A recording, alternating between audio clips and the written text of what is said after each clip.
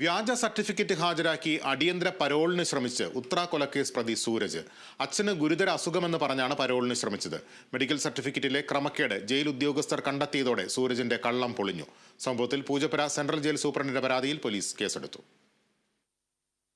ഭാര്യയെ പാമ്പിനെ കൊണ്ട് കടിപ്പിച്ച് കൊലപ്പെടുത്തിയ കേസിൽ ഭർത്താവ് സൂരജ് ജീവപര്യന്തം കഠിന തടവ് അനുഭവിച്ചു വരികയാണ്. 2021 ഒക്ടോബറിലാണ് കോടതി ശിക്ഷ വിധിച്ചത്.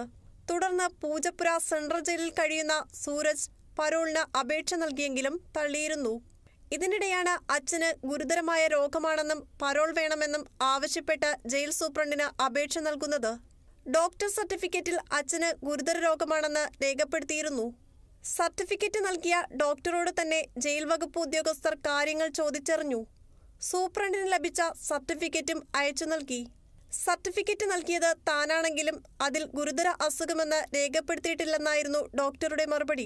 തുടർന്ന് വ്യാജരേഖയാണെന്ന് വ്യക്തമായതോടെ സൂരജിനെതിരെ സൂപ്രണ്ട് പൂജപ്പുര പോലീസിൽ പരാതി നൽകി. ഡോക്ടർ സർട്ടിഫിക്കറ്റ് വാങ്ങിയ ശേഷം അതിൽ ഗുരുതര രോഗമെന്ന് എഴുതി ചേർത്തെന്നാണ് കണ്ടെത്തിയത്. പുറത്തുനിന്നുള്ള ആരോ ആണ് വ്യാജരേഖയുണ്ടാക്കിയതെന്നാണ് വിവരം. സൂരജിന്റെ അമ്മയായിരുന്നു ജയിൽ സൂപ്രണ്ടിന് സർട്ടിഫിക്കറ്റ് ഹാജരാക്കിയത്. സംഭവത്തിൽ സൂരജിനെയും അമ്മയെയും പോലീസ് ചോദ്യം ചെയ്യും. ഒപ്പം സൂരജിനെ സഹായിച്ചവരെയും അന്വേഷിച്ച് കണ്ടെത്തും.